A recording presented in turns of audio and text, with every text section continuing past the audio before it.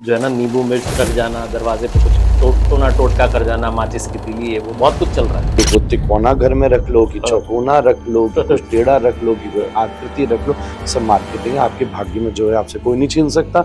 नहीं तो खुद अर्जुन के लिए कृष्ण कितनी सरलता कर सकते थे। उन्होंने कहा I am with you but you have to look. लोग जो है ग्लास में हल्दी डाल रहे हैं और कुछ तो ये कह रहे हैं कि ये ट्रेंड नहीं, ये तो आत्मा बुलाने की विधि है। एक अभ्यास होता था। आप ये देखना कि गांव को छोड़कर लोग शहरों में आए और शहरों में जब उन्होंने ऊंचाई पाली, फिर शहर उन्हें तनाव लगने लगा और फिर वो सवर्स में फार्म हाउसेस खरीदने लगे। घूम रहे स्थिति आप देखिएगा। जिसकी मति और गति सत्य और धर्म की होती है, उसका रथ आज भी भगवान श्री कृष्ण चलाते हैं। स्वागत है आपका एक आनंदमय यात्रा पर। आप और हम चलने वाले हैं एक ऐसे पॉडकास्ट को मैं आपके सामने लेकर के आ रहा हूं जिसे आपको पूरा सुनना चाहिए। आपका जीवन आनंद से भरपूर हो जाएगा।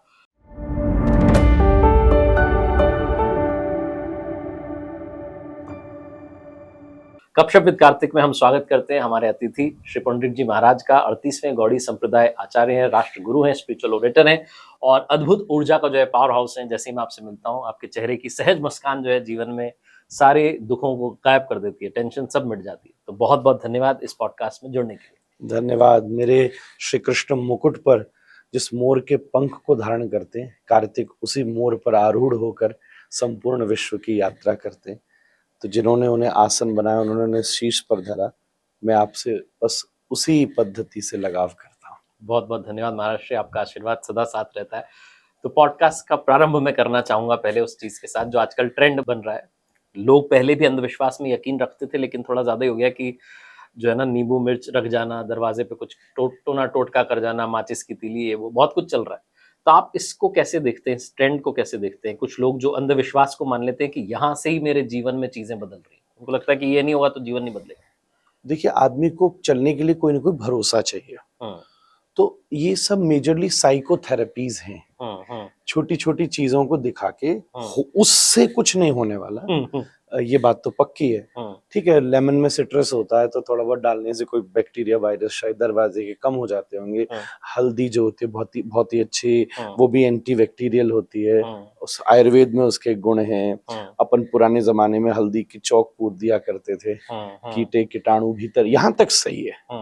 अब कोई ये सोचे कि मेरे जीवन की बिल्कुल नजर और कोई भूत प्रेत नहीं भीतर नहीं घुसेगा, कि नजर नहीं लगेगी, ये इसको एक समय था कि वैसे शायद लोग समझते थे, तो वो समझा दिया होगा और वो बच्चों की कहानी बहुत आगे तक बढ़ गई। और साइकोथेरेपीज हैं, इस ऐसा करके आदमी को थोड़ा थोड़ा कोई भरोसा सा शायद जगता होगा। जैसे एक के घर में मैं था और उसके घर पर उसने वॉचमैन रखा, वो रोज सोता रहता था बाहर। तो मैंने उनको कहा कि ये सोता रहता है बाहर, सोता रहता है। तो उसकी पत्नी बोली, महाराज मैं भी इसको बहुत समय से कह रही हूँ। मैंने बाबूजी से पूछा कि ये सोता रहता है, इसका फायदा क्या? बोले दो चीजें। पहली बात तो कि नया आदमी का पता नहीं, 40 साल से है, बूढ़ा हो गया, पर बाहर कोई सोता रहता है इस भरोसे से मुझे नींद आती रहती है। क्या बात। तो ये इस बात को यूं समझना है। पर ये टोटका टोन की भाई बहुत बड़ी संपत्ति आपको मिल जाएगी कि एक वो तिकोना घर में रख लो, कि चौकोना रख लो, कि कुछ टेढ़ा रख लो, कि कोई आकृति रख लो, सब मार्केटिंग है। आपके भाग्य में जो है आपसे कोई नहीं छीन सकता और जो नहीं है उसे कोई नहीं दिलाता। परमात्मा सामर्थ्य होते हुए भी भाग्य की प्रोसेस को चेंज नहीं करना चाहता। नहीं तो खुद अर्जुन के लिए कृष्ण कितनी सरलता कर सकते थे। उन्होंने कहा I am with you but you have to do your own fight. Right.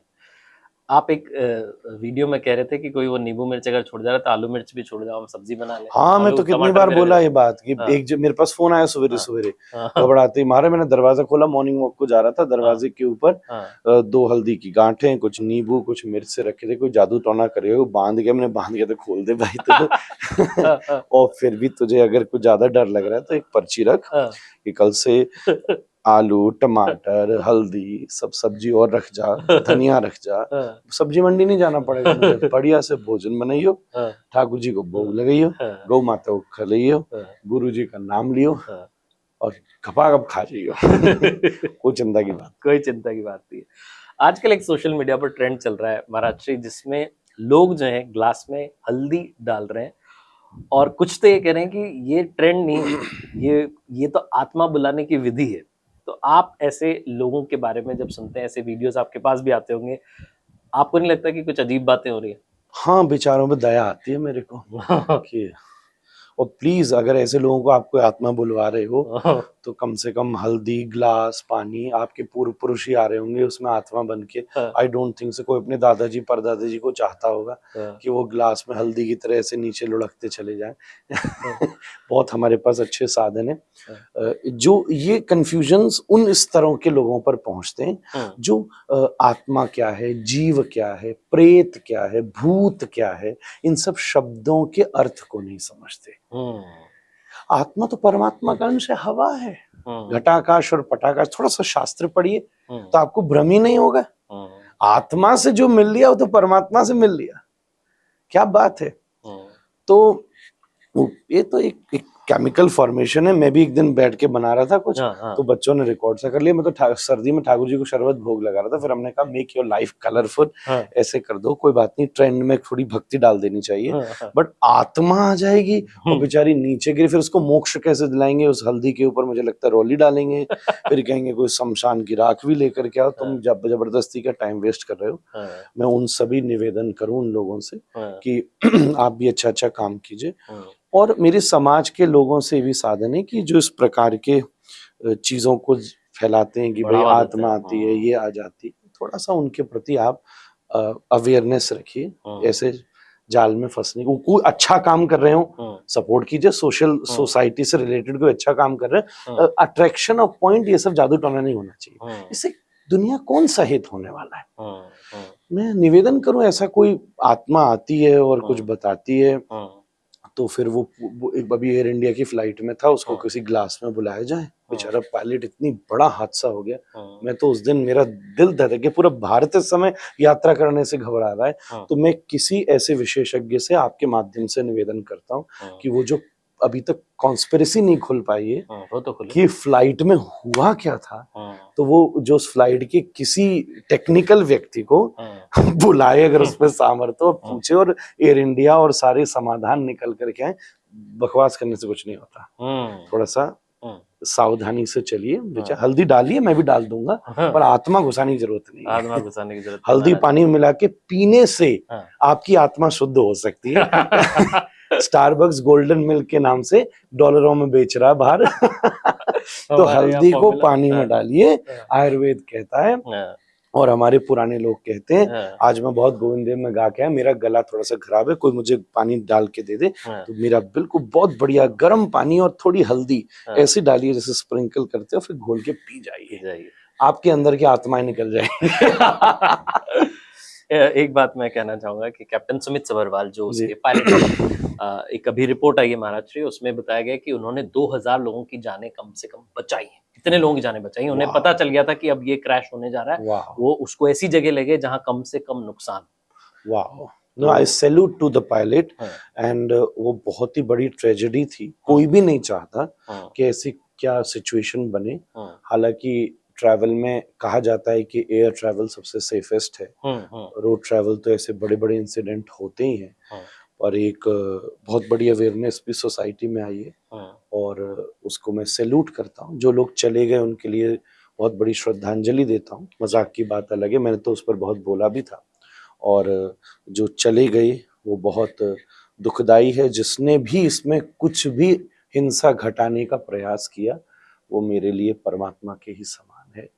उसके उस पायलट के ऊपर सबसे बड़ा कंसंट्रेशन है उसके घर वाले, उसकी फैमिली, उसकी लेगेसी, उसकी परंपरा, बहुत कुछ उसने दांव पर लगाया। और डेफिनेटली जो आपने रिपोर्ट बताई और मैं आज आपसे मुझे सुनने को मिली, मैं ट्रैवल में अपडेट नहीं ले पाया और मुझे आपसे जानकर उसे प्रणाम करने की इच्छा होती है। बिल्कुल, उनको प्रणाम है, पुण्यात्मा को भगवान अपने धाम में स्थान दे। महाराज अब मैं आपसे बात करना चाहता हूँ कि आजकल हर व्यक्ति, आपके पास भी सवाल आते होंगे जब भी आप कथा करते हैं, आपके भक्ति सेशन होते हैं, तो लोग कहते हैं कि महाराज जी हम बहुत तनाव में, काम का तनाव है, घर का तनाव है, बॉस का तनाव है, बीवी का तनाव है, पाले हुए तनाव, किसी को नहीं है तनाव तो इस बात का तनाव है कि मेरे तो कोई टेंशन नहीं है। तो ये जो टेंशन वाली दुनिया हो गई है, इसको आप क्या मैसेज देना चाहते हैं? आप क्या जवाब देते हैं जब आपसे लोग कहते हैं महाराज जी बहुत टेंशन? तो मुझे ऐसा लगता है कि देखने की स्थिति, आप सिचुएशन को कैसे देख रहे हैं। हमारी किसी भी काम में अगर सच्ची रुचि है तो वो तनाव तो स्टिमुलेट करता है। सबसे बड़ी तनाव नाम की चीज हमारे मन में आती ही तब है जब हम अरुचि की वस्तु में अपने आप को ट्रैप महसूस करते हैं। ध्यान से सुनिएगा जी। और जैसे कि अभी हम आप भी शुरुआत में बात कर रहे थे, किसी को तनाव नहीं है, इस बात का भी तनाव हो गया कि ये तनाव ही नहीं है मेरी लाइफ में कुछ, मैं कहीं फोमो हो गया उसका। उसको फोमो हो गया कि मेरी लाइफ में कुछ एक्स्ट्रा ही नहीं है। कहीं जबरदस्ती ऐसे झंझट कर रही, थोड़ा तनाव आए तो उसी अंदर कुछ एक्साइटमेंट हो। तो वो एक थोड़ा सा केमिकल कुछ होता है हमारे भीतर, हार्मोनल होता है, थोड़ा कुछ स्टिमुलेट होता है, थोड़ा सा बीपी ऊपर नीचे होता है, थोड़ा प्रेशर ऐसा फील होता है। अब वो जो चीज है उसको हम लेते कैसे हैं? This is one thing. गला गर्म हो जाए तब तो गाने में बोलने में मजा आता है ना। बिल्कुल से। तो आई वुड से कि जो स्ट्रेस नाम का एक शब्द है उसका इम्पैक्ट आज के जमाने में नेगेटिव ही हो गया है। परंतु किस चीज का स्ट्रेस है? हमने अपनी लाइफ में प्रैक्टिकलिटी से बहुत ज्यादा एक्सपेक्टेशंस, अजम्पशंस और रिक्वायरमेंट्स फैला ली। जैसे पहले कहते थे कि भाई चद्दर के हिसाब से पैर फैलाइए ना। तो बंदा कहता है नहीं, पहले तो पैर फैलाऊंगा फिर चद्दर बिछा देना। तो पैर फैलाने के जब चद्दर बिछती है तो ऊपर बिछती है, मरे हुए के ऊपर। जिंदा तो पहले चद्दर बिछाता है फिर लेटता है। सही बात है। तो ये जो हमारी लाइफ में बिकॉज ऑफ चारों तरफ देख करके, और मैं एक और चीज मैंने जानी है, नॉट विद एवरीवन, कि ये दिखाना भी एक ट्रेंड हो गया कि मैं स्ट्रेस में हूँ, बहुत तनाव है मेरे जीवन में, बहुत तनाव है, बहुत तनाव है। मैं आपको अगर किसी को अपना शेड्यूल रोज का शेयर कर दो ना तो सुन के तनाव हो जाएगा। Same with you I would say. आप दुनिया में जो बहुत व्यस्ततम लोग हैं और उससे 10% व्यस्ततम लोग ये सोचते कि मैं तनाव में हूँ।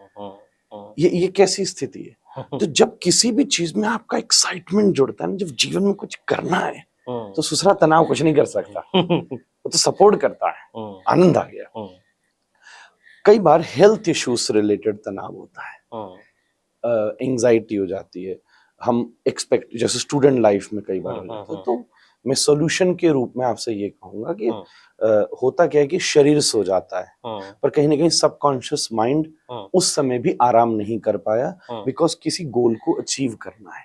राइट। और वो जो अंदरूनी थकान है वो कॉन्शियस माइंड पर आती है, फिर फिजिकल शरीर पर आती है, फिर शब्दों पर आती है, फिर आसपास फैलने लग जाती है। बिल्कुल। मैं किसी आपसे कठोर बोलूंगा तो फिर आपका इमोशन चेंज होगा। राइट। फिर वो आसपास का पूरा एनवायरनमेंट ऐसा हो जाता है।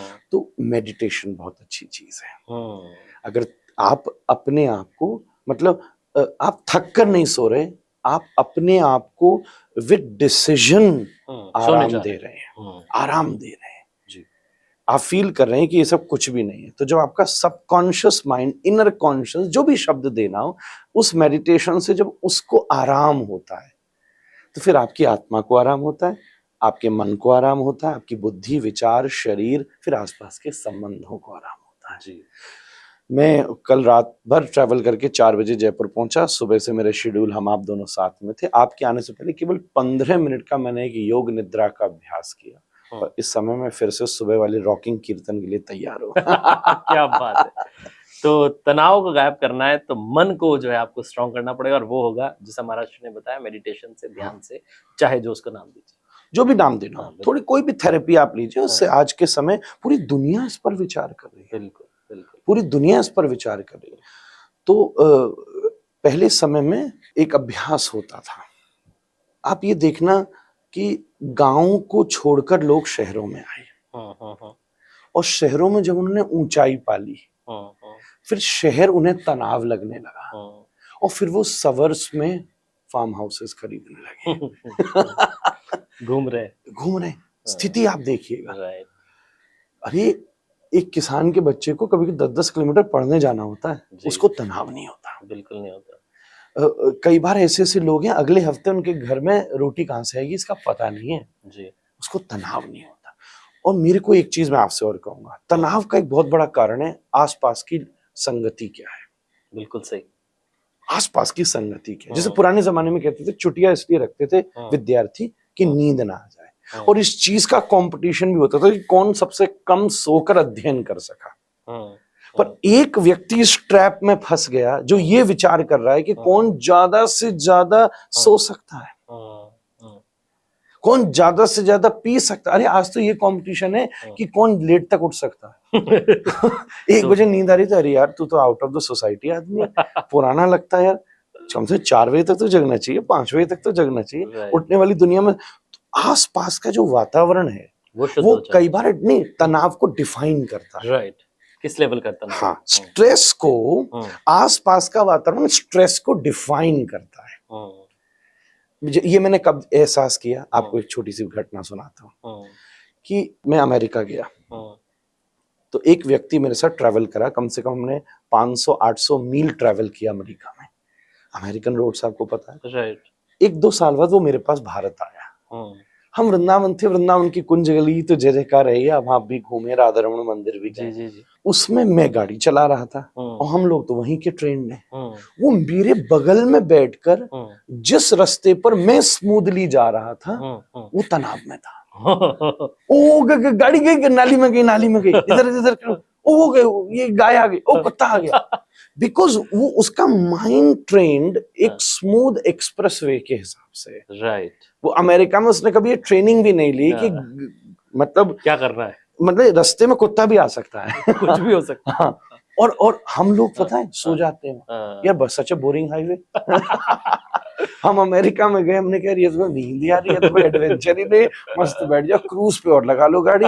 और आजकल तो टेस्ला वगैरह और हम भारत की भी ऐसी आ गई कि उसमें सेट और कर दो और मस्त सो जाओ, अपने आप गाड़ी भी ले जाएगी। सैन फ्रांसिस्को में तो मैंने देखा गाड़ी एआई की गूगल कार्स घूम रही थी। पहली बार मैंने देखा, मेरे साथ एक विद्यार्थी और गया, वो तो कोई भूत चला रहा है गाड़ी। फिर आत्मा ही आती हल्दी के भीतर, बोले गाड़ी में आत्मा चला रही है। बहुत सही। ये जो अनुभव है जी, ये अनुभव डिफाइन करेगा बिल्कुल। एक व्यक्ति के यहाँ एक कर्मचारी काम करता था और लिफ्ट खराब हो गई, 3री मंजिल थी बंबई की, लिफ्ट खराब हो गई। वो व्यक्ति को उस दिन 2 बार ऊपर से नीचे 3री मंजिल सीढ़ी से उतर के आना पड़ा। और जब वो 3री बार ऊपर पहुंचा तो बड़ा झेपा अपने नौकर से बोला, ए ठंडा पानी लेके आए, क्या हुआ ये, क्या कैसे कैसे। नौकर ने पानी में कुछ नहीं हुआ। अगले दिन उसने ये अब ध्यान से देखा, जब समझ में आया कि जो हेल्पर्स थे वो लिफ्ट यूज नहीं कर सकते थे, और वो 10 बार हर एक डिलीवरी के लिए उसको नीचे भेजा करता था। मतलब दिन में 3 बार 3 मंजिल उतरना, 3 दिन चढ़ने पर एक व्यक्ति को तनाव हुआ, और दूसरा व्यक्ति 10 बार एक दिन में 3 दिन में 30 बार, और पिछले 10 वर्ष से कर रहा है, उसको तनाव नहीं है। राइट। ये आपके आसपास का वातावरण आपके तनाव को डिफाइन करता है। महाराज भी आप तनाव की बात कर रहे थे, तनाव की वजह से फिर क्रोध भी आ जाता है, गुस्सा भी आ जाता है, और ये सब हमारे नेचर का हिस्सा बन जाता है। लोग कहते हैं हमेशा चिड़चिड़ा रहता है, हमेशा ही परेशान रहता है। और एक और जो मुझे लगता है कि बहुत बड़ी बीमारी आजकल वो जेलसी की हो गई है। लोग इस बात से बड़े परेशान है कि हम तो जा नहीं पा रहे घूमने, यूरोप में घूम रहे हैं, ये लंदन चले जाते हैं, इनकी रील आती रहती है। तो मैं आपसे जानना चाह रहा हूँ कि गुस्से को, इस ईर्ष्या को, इन विकारों को कैसे कंट्रोल किया जाए, कैसे दबाया जाए, नष्ट किया जाए? ये सब मन के स्वभाव है, ये आपके द्रोही नहीं है, ये आपके एग्जिस्टेंस का हिस्सा है। ठीक है, ये रहेंगे, ये सब मन है जब तक मन के 6 विकार हैं, काम, क्रोध, लोभ, मोह, मद, मात्सर्य। बहुत ज्यादा डिटेल में मैं नहीं जाऊंगा। ठीक है। क्रोध भी एक स्वभाव, it's very natural to be angry. काम भी बहुत प्राकृतिक वस्तु है, हमारा शरीर ही उसके सहयोग से निर्मित हुआ है। लोभ भी स्वाभाविक रूप से आ जाता है, ये सब बिल्कुल ठीक है, प्राकृतिक बात है। जैसे माचिस की तीली में अग्नि का प्रकट होना प्राकृतिक बात है, पर वो प्रकट हुई अग्नि का प्रयोग किसके लिए है? किसी के घर को जलाने के लिए, किसी के घर में दिया जलाने के लिए। बहुत सुंदर, इतना सा अंतर है बस समझने की बात में। तो हमारे भीतर ईर्ष्या भी, जिसको मद कहते हैं, ईर्ष्या बड़ी नेचुरल वस्तु है, होती ही है, सबके भीतर होगी। बचपन से ही आप देखते हैं भाई भाई छोटे से मित्रों में इसके पास ये खिलौना, ये खिलौना, क्रोध भी, फिर थोड़ी एज के साथ काम फिर हावी होने लगता है, लोभ भी, सब। तो ये प्राकृतिक वस्तुएं हैं और 6 की 6 सदा रहती है। और हमारी जो प्रारब्ध है और हमारा जो संस्कार है, इन 6 स्वभावों में से किसी स्वभाव को हावी रखता है। ध्यान दीजिएगा जी। हमारा खुद का जो जन्म जन्मांतरों का क्रम रहा है, जैसे सुश्रुत ने एक बात लिखी है कि हमारे जीवन में पुरानी कोई वासना, बहुत तीव्र किसी कामना का, काम की पूर्ति न होना एक कारण होता है वर्तमान समय में हमारे भीतर शुगर की बीमारी का। आयुर्वेद इस पर तर्क रखता है, सुश्रुत लिखते हैं पूर्व जन्म में कोई कामना पूरी नहीं हुई, काम पूर्ति, काम पूर्ति, कामना नहीं, काम पूर्ति, ठीक है। अगर ऐसी तीव्र मृत्यु के समय रहेगी वो, कौन सा जन्म है पता नहीं। हाँ। ये भी हो सकता है, वाल्मीकि ने पक्षी को देखा था, वो भी उसी स्थिति में था। वो क्रौंच के 2 पक्षी आपस में रमण कर रहे थे और उसने तीर मार दिया, उस स्थिति में था। तो वो कहीं ना कहीं आपके किसी जन्म में, सुश्रुत लिखते हैं। तो मैं आपसे ये कह रहा हूं कि आपके जन्म जन्मांतरों के प्रारब्ध इन 6 स्वभावों में से एक स्वभाव को विशेष कर देंगे। अच्छा। और फिर आपका संग फिर उसको और ऑयल करेगा। जिसलिए हर आदमी में सब कुछ नहीं होता, कोई क्रोधी ज्यादा होता है, कोई लोभी ज्यादा होता है, कोई कामी ज्यादा होता है, कोई अहंकारी ज्यादा होता है, कोई ना कोई को। अच्छा, जिसके पास ये 6 चीज ना हो वो ईश्वर है। हम जीवी इसीलिए हैं क्योंकि हमारे पास ये 6 चीज नीचे खींचने वाली है। राइट। ये 6 वस्तुएं नीचे ले जाने वाली हैं। बहुत बिल्कुल सावधानी से समझने की बात है जी महाराज। और ये जिनमें हावी है वो इस हद तक हावी है कि वो कई बार उसके प्रति अंधे हो जाते हैं। जैसे आदमी क्रोध में अंधा हो जाता है, कामांध हो जाता है। कामांध, अंधा, काम को भी अंधा कहा जाता है, क्रोध को भी, लोभ को भी। एक संत जी कथा कह रहे थे, एक व्यक्ति आया, उसकी माँ ने कहा सत्संग में जाओ तो तुम सुन के आए हो, कृतज्ञता ज्ञापन के लिए खाली हाथ नहीं जाना। महान 1 नंबर का लोभी। तो जेब में से एक सिक्का निकाल के बैठा रहा। ऊपर चढ़ाने का जब नंबर आया मंदिर में तो हाथ खोला तो इतना टाइट पकड़ा था कि पसीने था। छोड़ के फिर उसने पकड़ लिया। सबने पूछा ये क्या हुआ? बोले देखो ये मेरे विरह में रो रहा है। जेब में रख के वापस ले गया। जाना ही नहीं चाह रहा, ये निकलना ही नहीं चाहता, देखो रो रहा है बेचारे के आंसू निकल रहे। यहाँ तक लोग काम व्यक्ति के भीतर कितना रावण जैसा, सब जानते हुए, ज्ञानी होते हुए भी एक पॉइंट पर पिघल गया।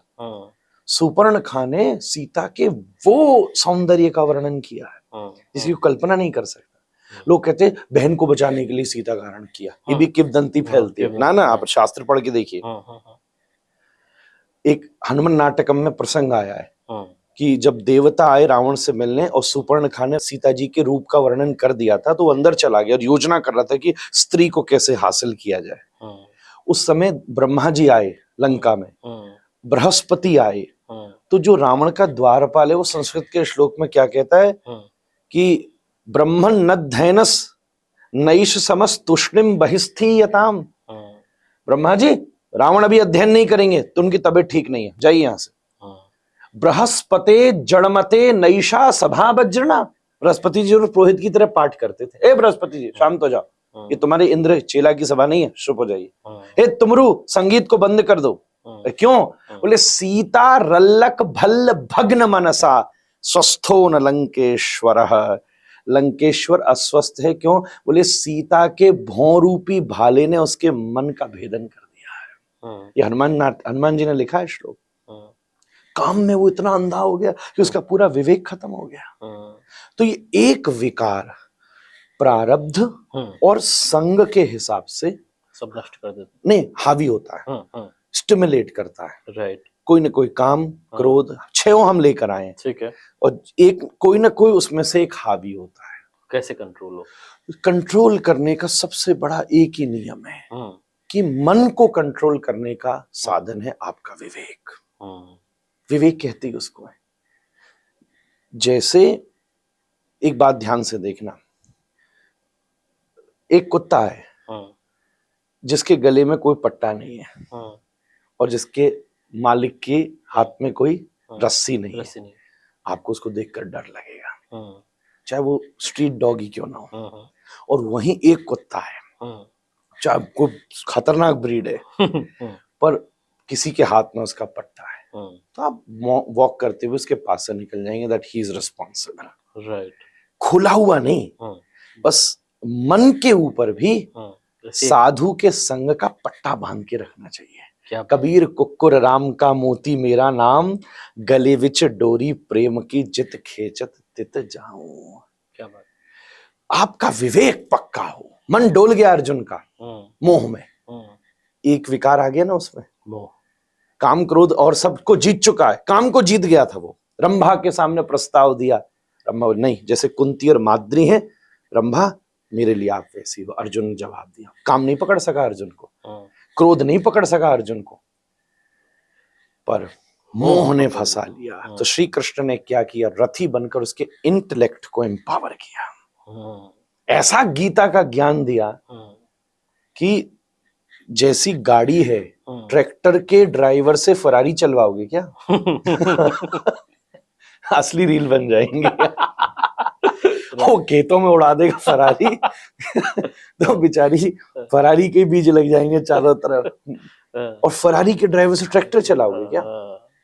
तो आपके मन में जो विकार हावी है उसको विवेक से, अपने इंटेलेक्ट से कंट्रोल करना पड़ेगा। विवेक कहां से मिलेगा? तुलसी लिखते, बिनु सत्संग विवेक न हो।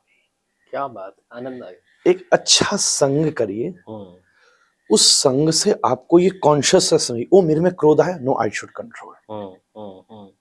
जैसे आप मानिए ना, एक बार एक व्यक्ति जा रहा था और सामने स्कूटर के गाड़ी से, स्कूटर पे थोड़ी सी टच हो गया स्कूटर वाले से, उसकी महंगी गाड़ी थी, बोनेट निकल गया।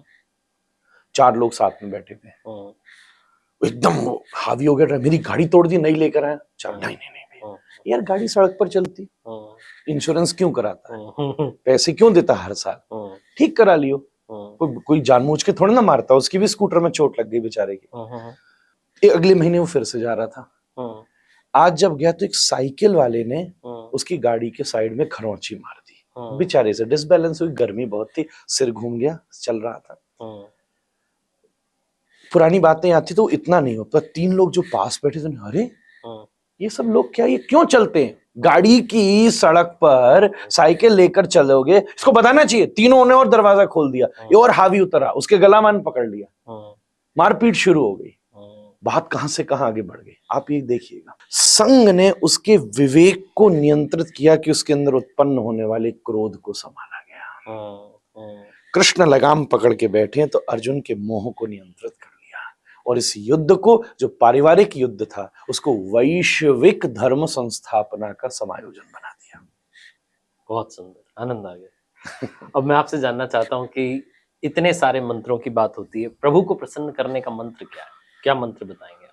मैं अपनी स्टाइल में कहूँ तो प्रसन्न रहना ही प्रभु को प्रसन्न करने का सबसे बड़ा मंत्र। क्या बात है, आनंद आ गया। यही तो आपकी जो है खूबी है कि आप बिल्कुल गागर में सागर भर देते हैं। पूछा पांडवों ने कृष्ण से, आपने हमारे लिए बहुत कुछ किया, अब आप जा रहे हैं द्वारिका युद्ध के बाद, हम आपको ऐसा क्या दें कि आप प्रसन्न हो जाएं? तो कृष्ण ये उत्तर देते हैं कि तुम सदा प्रसन्न रहो, उसी से मैं सदा प्रसन्न रहूंगा। बहुत सुंदर। खुश होकर जाइए यार। ईश्वर ने जो तुम्हें दिया है ना, गोविंद देव ने जो दिया है जयपुर के, उसके लिए कभी धन्यवाद करने हम गए? हम तो मांगने चले जाते हैं बस, हमारी तो आदत हो गई मांगने। मैं 2-4 साल पहले जा रहा था, गोविंद देव जी के पास ही आया, तो मैंने ये देखा कि वो मेन सड़क से, सिटी पैलेस से अपन मुड़ते, तो एक साइकिल वाला गया, आगे गाड़ी वाला था, साइकिल वाले ने साइकिल रोक के उतर के प्रणाम किया, ठीक है, और बैठ के दोबारा चला गया। और गाड़ी वाला उतर के बेचारा परेशान था, यार क्या झंझट है यार, कहाँ गाड़ी, इतना बड़ा मंदिर बना दिया, पार्किंग नहीं है। अब पार्किंग, हमारा गाड़ी दे दी, पार्किंग ड्राइवर भी दे देते एक और वो कहीं वैली भी होती मंदिर में, कितनी बढ़िया बात होती है, गाड़ी छोड़ के इधर चले जाते। राइट, इससे समझ में आ जाएगा, सारी बात समझ में। प्रसन्न रहिए, प्रसन्न रहिए। प्रसन्न रहना ही प्रसन्नता का जो है प्रभु को source। प्रसन्न करने का सबसे बड़ा आपके आपको दुखी देखकर वो आपका काम करेंगे, ये नहीं है। ये नहीं, बिल्कुल। आपके दुख, बच्चे के पता है दुख का कारण क्या होता है? मैं आ रहा था, मेरा बेटा रो रहा था क्योंकि आज हमने उत्सव किया, तो गर्मी बहुत थी, बच्चों को चॉकलेट पसंद है, आइसक्रीम पसंद है, एक खाली।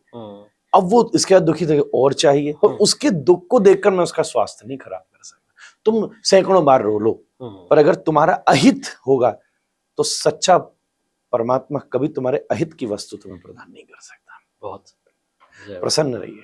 और फिर भी मैं आपसे निवेदन करूं, सबसे बड़ा मंत्र है, वो है हरि का नाम। जहां से आपकी तरंग होती है, चित्त का दर्पण मार्जित हो जाता है। पूरी दुनिया में इस समय भारत से निकलने वाला कोई ऐसा मंत्र जो वैश्विक है, वो दो हैं, जो यूनिवर्सल एनर्जी को क्रिएट करते हैं, वो दो हैं इस समय पूरे ब्रह्मांड में। मतलब जो भारत के लोग नहीं भी हैं, पूरी दुनिया के लोग दो मंत्र इस समय जानते हैं। एक जो हमारे संप्रदाय वैदिक परंपरा का प्रारंभभूत मंत्र है, और दूसरा जो सबसे अंतिम, लाइट, बीज एंड द फ्रूट, ये दो ही तो होते हैं। सबसे पहला मंत्र ओम। ये ओम को पूरा विश्व जानता है, बिल्कुल।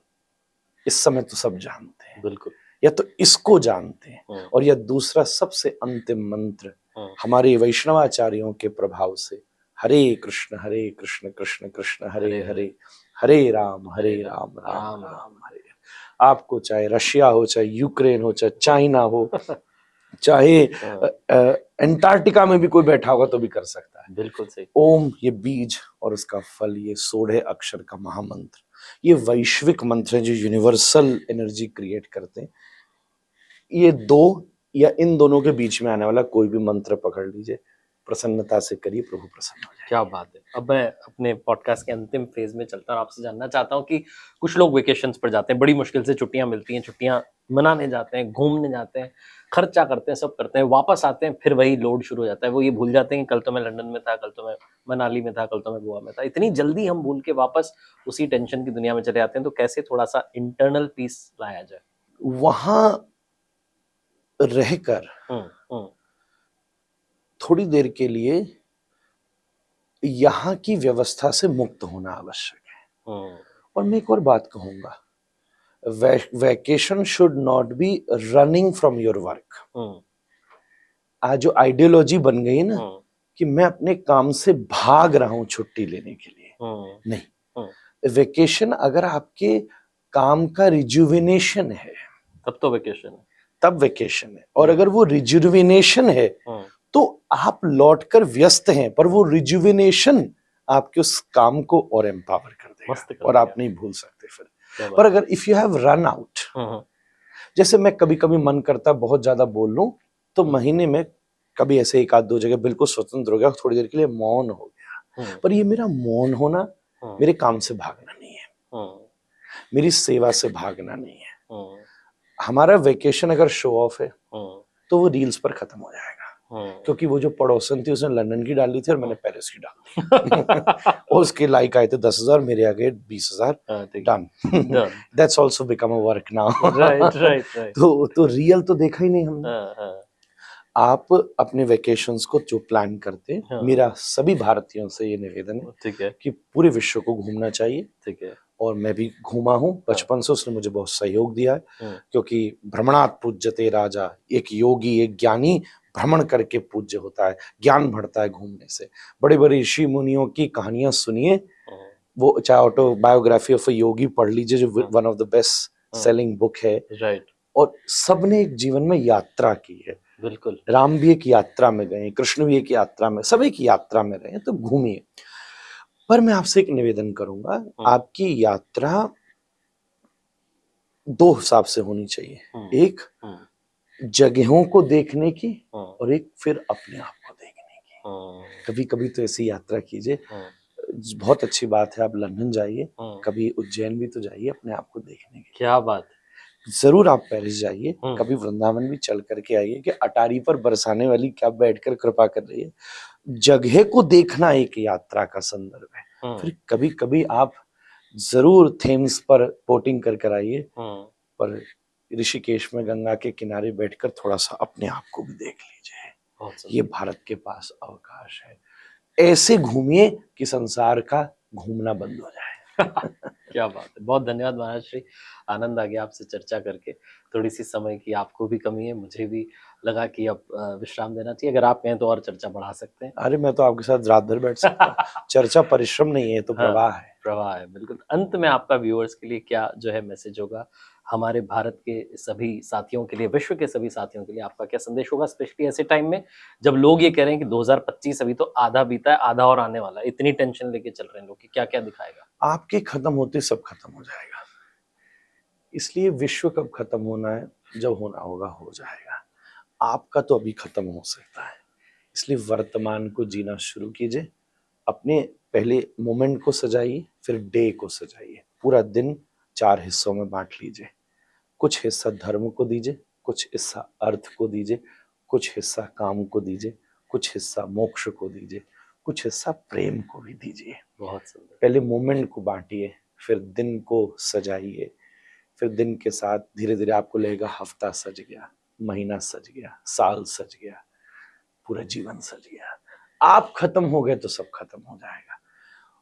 आपके खत्म होते आपकी दुनिया तो खत्म हो गई। दुनिया को जब खत्म होना होगा वो होती रहेगी, रोज हो रही है और रोज बन रही है। टेक्निकली दुनिया ट्रांसफॉर्म होती है, खत्म नहीं होती। जो हमने चीजें देखी हैं वो वैसी नहीं रहेंगी, पर दुनिया तो सदा रहने वाली है। इसलिए तुम नहीं रहने वाली, मैं नहीं रहने वाला, आप नहीं रहने वाली। जो सदा रहने वाला है, कभी कभी उसका स्मरण भी कर लीजिए, तो आपको यहां रहने का मायना मिल सकेगा। भगवान ने हमें एक इंटर्नशिप पर भेजा है। ये लाइफ, जैसे पिता बेटे बच्चों को आजकल किसी जगह इंटर्नशिप पर भेज देता है कि सीखाओ, सिखाओ, समझ आओ।